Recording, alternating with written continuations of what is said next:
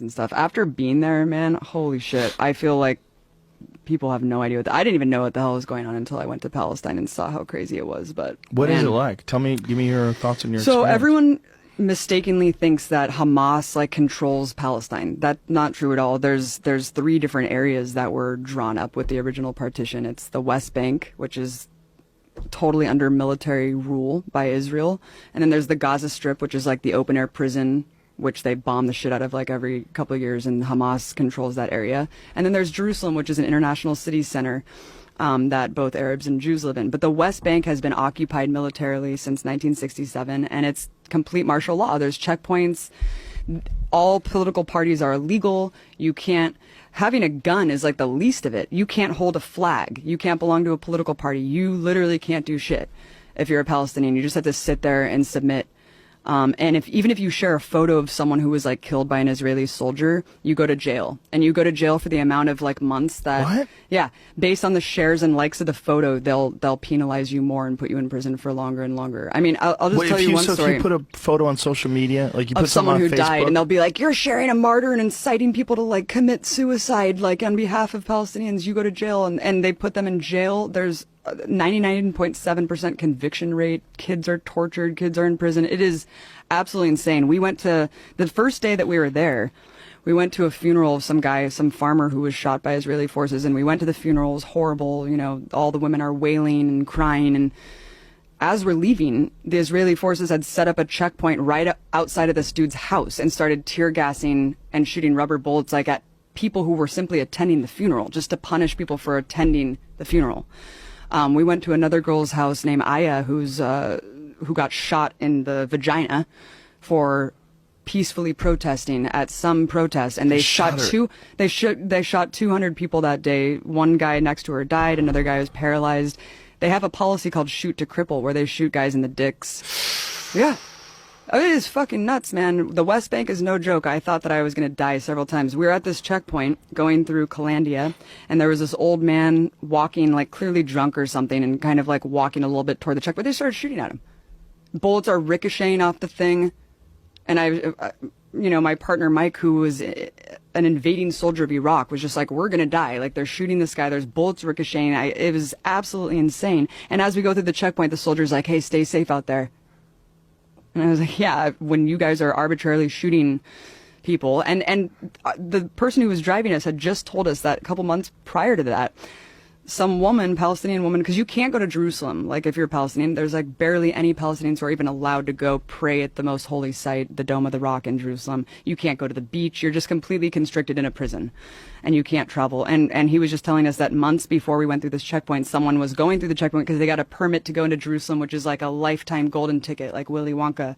And they're walking, and she just got executed. And then what? Yeah, she just got executed, and she was bleeding out at this checkpoint, and her little brother tried to help her, and they shot him too. And they're like hiding the video of this. Why And this they is just a shoot day her? because they fucking hate Palestinians, and Palestinians are animals to these people. It's sick, man. It's sick.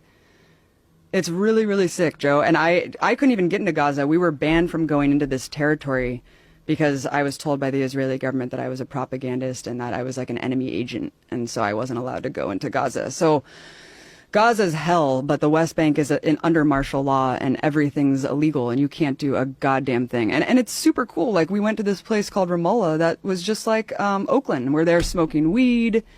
There's like openly gay people there. Like, it's just completely different than what people think of Palestine, you know?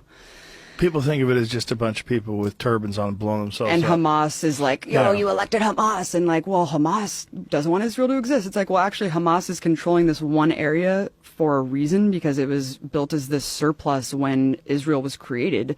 Millions of refugees were put miles away from the homes that they were ethnically cleansed from and put into refugee camps in Gaza. And when the Israeli military wanted more and more land, by the way, all settlements in Israel are illegal.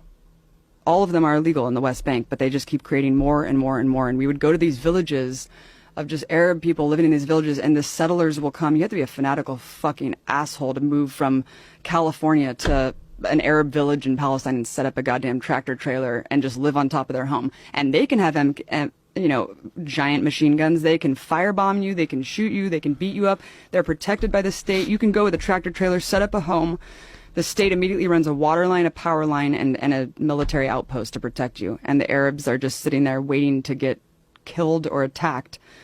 It's absolutely insane. And the way home demolitions work are insane too, because like they either deliver a piece of paper with a rock over it, and they're like, here, if you find it, good for you, and if you don't, then you're screwed.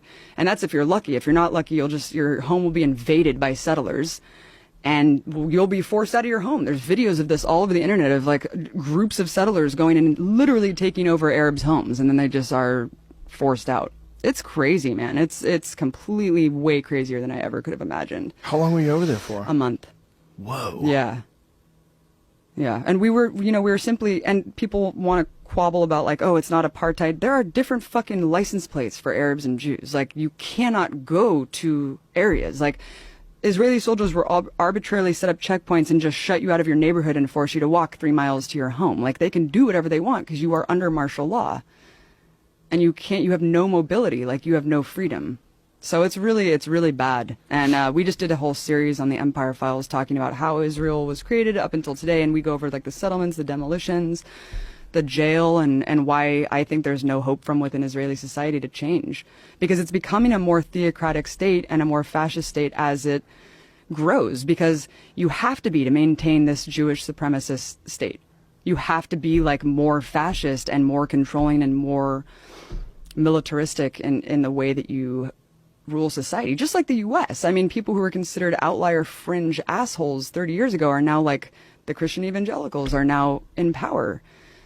It's really, really crazy. I mean, it's not the same because Israel is a white nationalist, like ethno-supremacist state. And you see the way that they treat Ethiopians and Israelis. It seems like a lot of Israelis, well, think about this. In order to really reject the notion, it's like rejecting being an American. It's like such a hard thing for people to really accept.